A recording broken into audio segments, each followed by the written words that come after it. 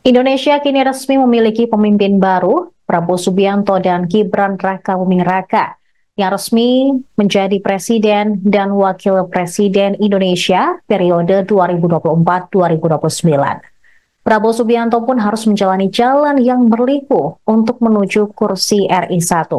Bahkan pula Gibran juga sebelumnya dikenal sebagai putra Presiden Jokowi.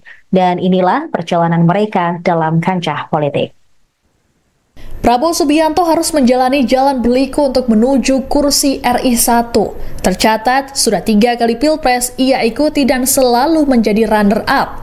Hingga pada 2019 silam, Prabowo secara legowo menerima pinangan Presiden Joko Widodo untuk masuk pemerintahan.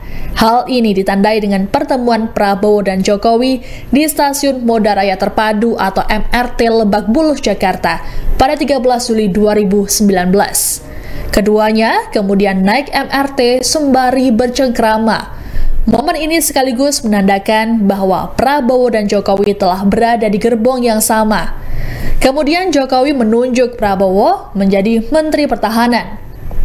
Menjelang Pilpres 2024, nama Prabowo kembali mencuat dalam bursa capres.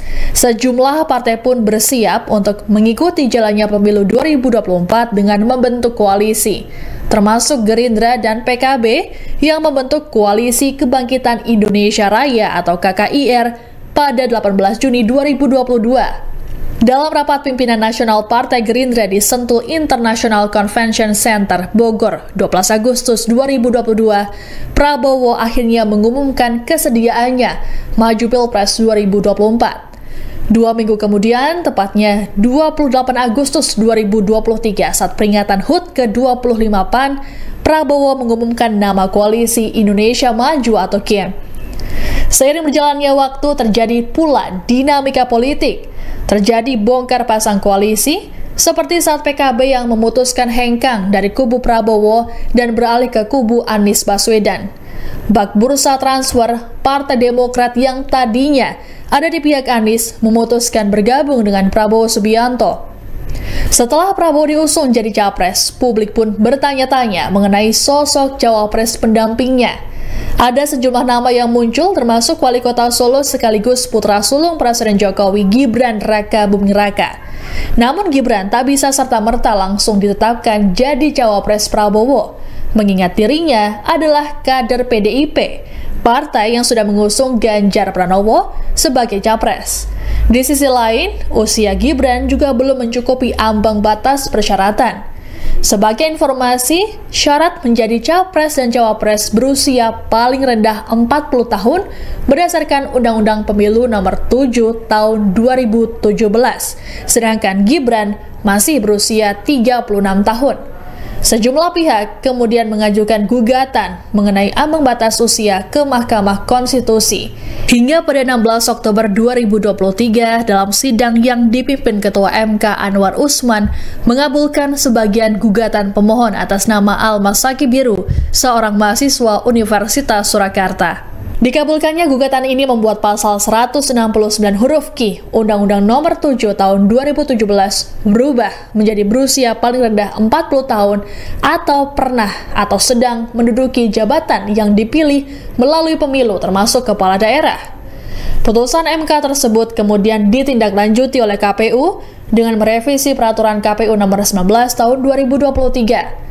Setelah putusan MK, Golkar kemudian mengumumkan mendukung Prabowo Gibran sebagai pasangan Capres-Cawapres melalui Rapat Pimpinan Nasional atau Rapimnas 21 Oktober 2023. Sehari setelahnya, Prabowo mengumumkan Gibran sebagai cawapresnya di kediamannya di Kertanegara, Jakarta Selatan pada Minggu 22 Oktober 2023 malam. Deklarasi keduanya dilakukan pada 25 Oktober 2023 di Indonesia Arena. Di hari yang sama, keduanya mendaftarkan diri ke KPU RI, diantar oleh para ketua umum partai politik Koalisi Indonesia Maju. Prabowo Gibran kemudian bersaing dengan dua rival mereka, Anies Baswedan Muhaimin Iskandar dan Ganjar Pranowo Mahfud MD. Masa kampanye ketiga pasangan tersebut pun berlangsung seru. Prabowo mengubah brandingnya dari semula sangar menjadi gemoy. Branding ini pun dinilai ampuh untuk mendekati para pemilih yang didominasi generasi muda. Tak hanya itu, tim kampanye nasional atau TKN Prabowo Gibran juga memiliki lagu andalan Oke Gas yang memenuhi lini masa media sosial. Kampanye yang masif membuat Prabowo Gibran berhasil menguasai nyaris seluruh provinsi di Indonesia. Total angka yang diraih Prabowo Gibran yakni 58,59%. Jumlah yang memenuhi paling tidak 20% suara di 38 provinsi di Indonesia. KPU pun menetapkan Prabowo Gibran sebagai pemenang Pilpres 2024 pada 24 April 2024. Download Tribun X sekarang, menghadirkan lokal menjadi Indonesia.